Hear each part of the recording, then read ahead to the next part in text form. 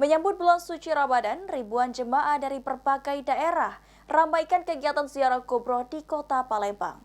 Kegiatan ini untuk meneladani dan mengenang jasa para ulama dalam mensiarkan agama Islam di kota Palembang.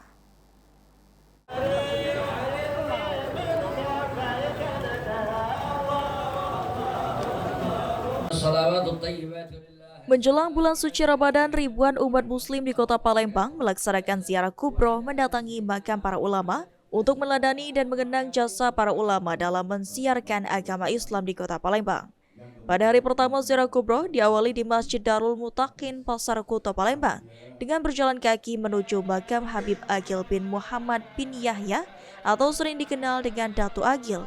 Kemudian dilanjutkan di pemakaman Habib Ahmad bin Sheikh bin Syahab di pemakaman Kuba Duku Palembang. Sekretaris Panitia Ziarah Kubro Habib Rafiq Hussein mengatakan, pada hari pertama kegiatan ziarah kubro diikuti sekitar 5.000 hingga 10.000 jemaah dari dalam maupun luar negeri. Bahkan pada ziarah kubro tahun ini turut dihadiri oleh tamu-tamu dari mancanegara seperti Madinah, Yaman, Singapura, dan Malaysia.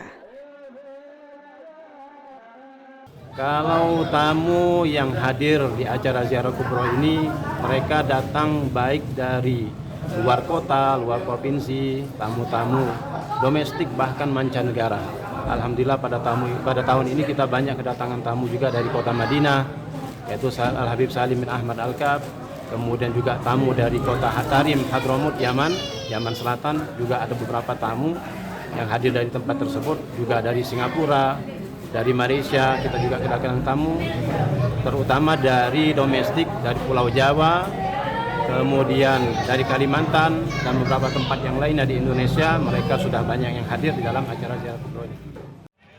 Ditambahkan Habib Rafiq Hussein, para puncak ziarah kubro akan dilaksanakan pada tanggal 23 Februari dan diprediksi akan dihadiri sekitar 25.000 jemaah dari dalam maupun luar negeri. Eki Saputra, PAL TV.